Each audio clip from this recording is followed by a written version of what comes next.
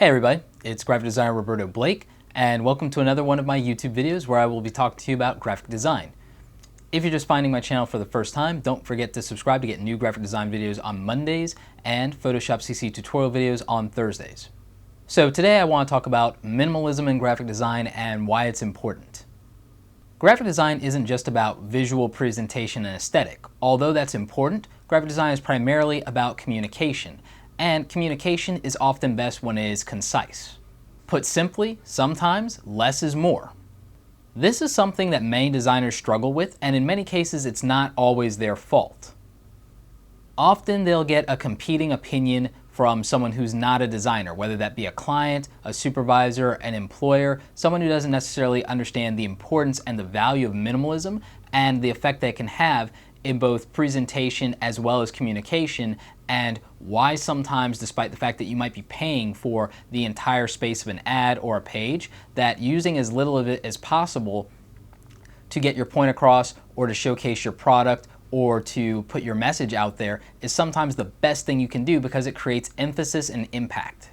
Technology and consumer electronics companies do this very well in their advertising. If you look at any of the recent ads for Apple and Samsung and even Google in any media, whether that be print, whether that be online, or even in their videos, you can see their emphasis on minimalism and the real idea that less is more, and making their product the hero and making their messages impactful. The way they usually do this is that the product that they're talking about is usually featured on a clear background, whether that's black or whether that's white with a subtle gradient or drop shadows, and they let the product take center stage. They don't utilize color, they don't have a lot of flying motion graphics going around, they just keep it very crisp, very minimalist, and they focus the presentation entirely on making you focus on the product.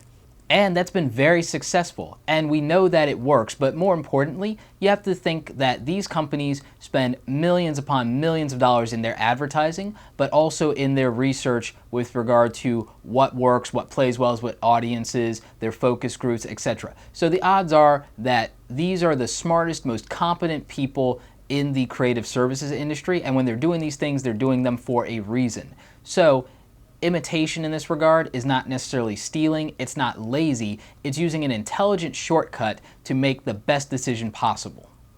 You want to have a clear and concise intent and action that the user can commit to. This is also true for user interface design as well.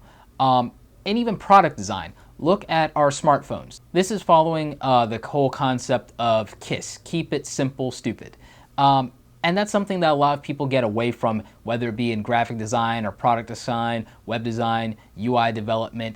A lot of times people make things overly complicated and they make them cluttered.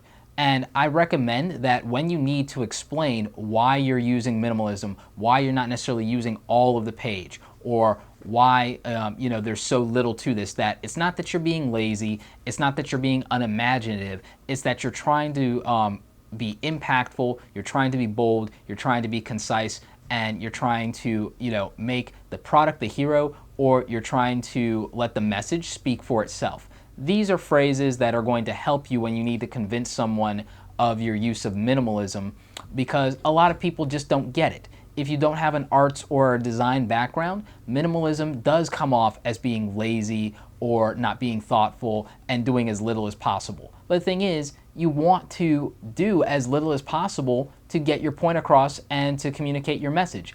That's why I try to keep these videos under 10 minutes whenever I can, under 5 if I can really manage it, because you really don't want me to sit here and lecture you on any given thing about design for an hour, do you? I mean, if you do, that's fine. Leave that in the comments below and I'll make some content like that when I can. But I think that you want the message to be clear, get the point across with as few words as possible, and get you in and out of here with a sense of having learned something new.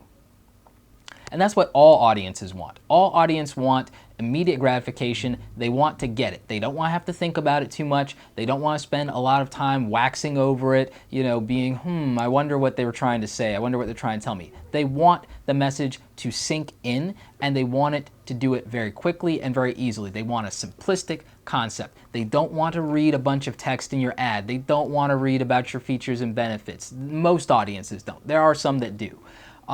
They don't want a complete teardown of the technical specifications. Again, not every client is like that, not every audience is like that, but again, the majority of them don't want that. They want something that just speaks to them very clearly and tells them that this is what they need or that this is what they gain.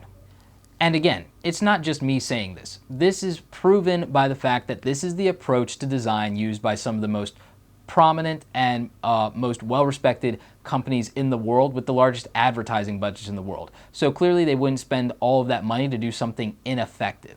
But I'd love to know your examples of minimalism in advertising and design, what your thoughts are on it, and how you communicate the value of minimalism to your employers, your clients, or your supervisors. Well, I hope you guys all learned something interesting from this video. Go ahead and leave your comments in the section below. Like this video if you like it. Don't forget to subscribe, watch the other graphic design videos on my channel, and as always, thanks for watching.